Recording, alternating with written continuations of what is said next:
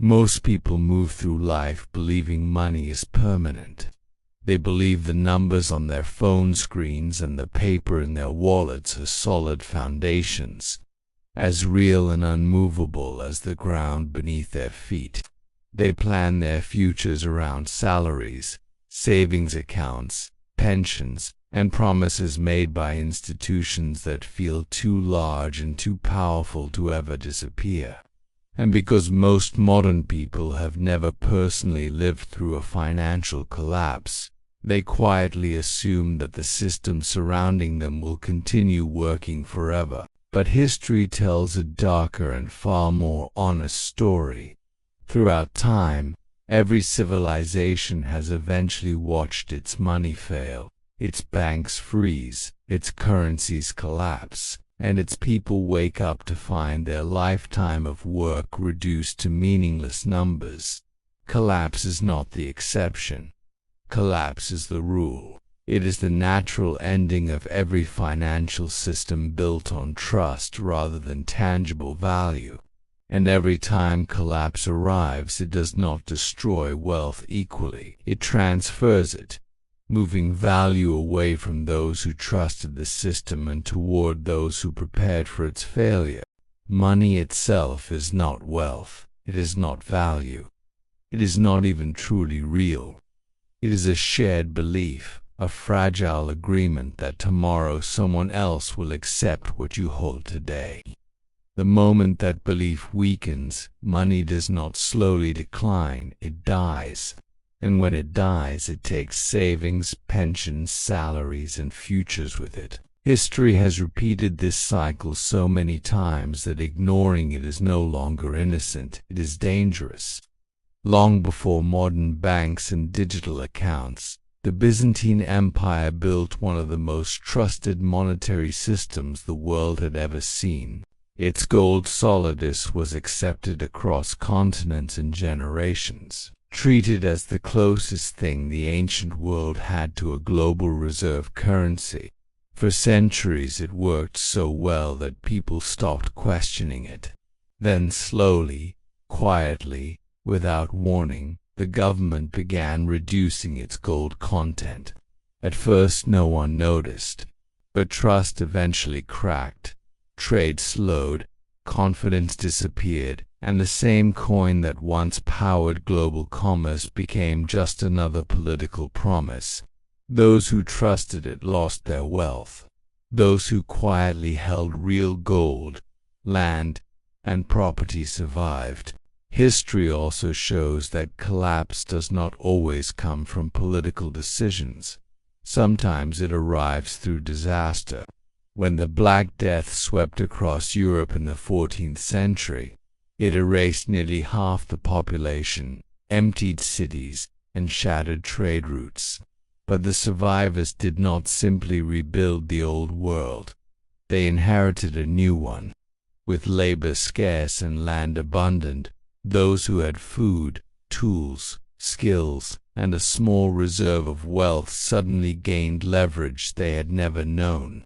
They bought abandoned homes and fields for almost nothing and became the foundation of Europe's emerging middle class. Centuries later, during the COVID pandemic, the same pattern quietly repeated. Those with liquidity bought assets while those living paycheck to paycheck slipped behind. Pandemics do not just kill, they restructure societies and redistribute ownership. Even the most powerful financial institutions are not shields. In Renaissance Florence, Europe's banking capital, mighty banking families collapsed after kings defaulted on their loans. Depositors were ruined, trade froze, and ordinary citizens discovered that reputation and size do not equal safety. The same lesson echoed centuries later during the global financial crisis, in Lebanon's frozen banks, and in modern bank failures. Institutions always protect themselves first. Your savings exist only as long as the system chooses to honor them. During the American Civil War, Both the Union and the Confederacy printed massive amounts of money to fund the conflict. By the end, Confederate currency could not buy bread. Lifelong savings vanished almost overnight.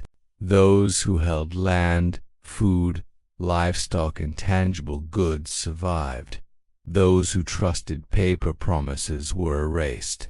France repeated the same mistake during its revolution, flooding the economy with paper backed by confiscated land until money became worthless, food disappeared, and riots returned to the streets. In Asia, foreign debt destroyed entire economies when currencies collapsed in 1997 in Lebanon. Citizens watched their bank accounts become inaccessible while their currency lost nearly all its value. Across centuries, continents, and political systems, the pattern never changes. The people who rise after collapse are not those who trusted the system most. They are the ones who doubted first. They hold assets that cannot be printed, diluted, or frozen. They carry skills that create value even when money loses meaning. They can grow food, repair machines, build homes, move goods, and solve real problems. Money fails. Production never does. Collapse is not just destruction. It is a transfer, shifting wealth from passive savers to active builders, from promises to tangible reality, from belief to preparation. This is the core truth behind Cash Repux. History is not warning us gently, it is warning us loudly. Financial systems always fall apart. The only unknown is timing, and when the system finally breaks again, the question will not be whether collapse happened. The question will be whether you are left holding promises or something real. Every generation believes it is smarter than the last, more advanced, more protected by technology, regulation, and institutions that appear stronger and more transparent than anything that came before. People assume that because money now lives in apps, servers, and global networks, it must somehow be safer than coins and paper ever were. But technology does not eliminate collapse, it accelerates it. Digital systems fail faster than physical ones, and when trust breaks in a connected world, panic spreads at the speed of light. Bank runs that once took weeks now happen in hours. Currency devaluations that once took years now happen in months. Accounts can be frozen remotely, transactions blocked instantly, and entire populations cut off from their own savings with a single policy change. The tools have evolved, but the outcome has not. Modern collapse is not gentler, it is sharper, faster, and more total. Another quiet illusion is that wealth is only something you store. History shows that real wealth is something you generate. When systems fail, people still need to eat, travel, communicate, build, repair, and trade. The individuals who can meet those needs are never poor for long, even in ruined economies. The farmer with seed and land, the technician who can fix power, the trader who can move goods across borders, the medic who can keep people alive, the builder who can restore shelter. These people become anchors of the new economy. They are not dependent on whether a government reboots its currency or a bank unlocks accounts. They are wealth because they produce value when money cannot.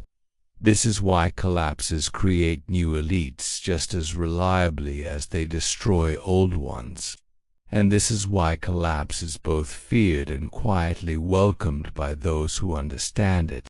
For the unprepared, it is devastation. For the prepared, it is opportunity. When pressure forces families, businesses, and even governments to liquidate assets, prices fall far below their real worth. Land, property, equipment, and entire companies change hands at a fraction of their former value. This is how new fortunes are made in the ashes of broken systems. History's wealthiest dynasties were not born in calm times, they were born in chaos, when others were forced to sell and a few were able to buy. Collapse does not create poverty alone.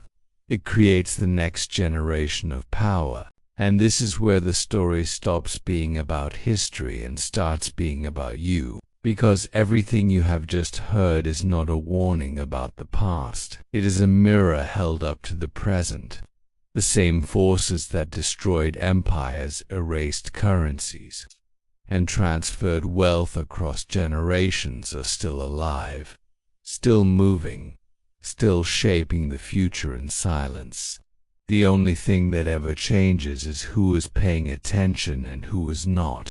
When the next fracture appears, when confidence breaks and the system shows its true limits, most people will be left holding numbers that no longer protect them.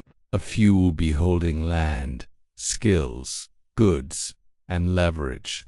A few will understand that real security has never lived inside institutions, screens, or promises. It has always lived in preparation, adaptability, and tangible value. This is why Cash Repux exists. Not to sell fear, but to teach awareness. Not to predict collapse, but to show you how history proves it always arrives. If this changed the way you see money, power, and safety, then stay with Cash Repux, subscribe, and learn what most people only discover when it is already too late.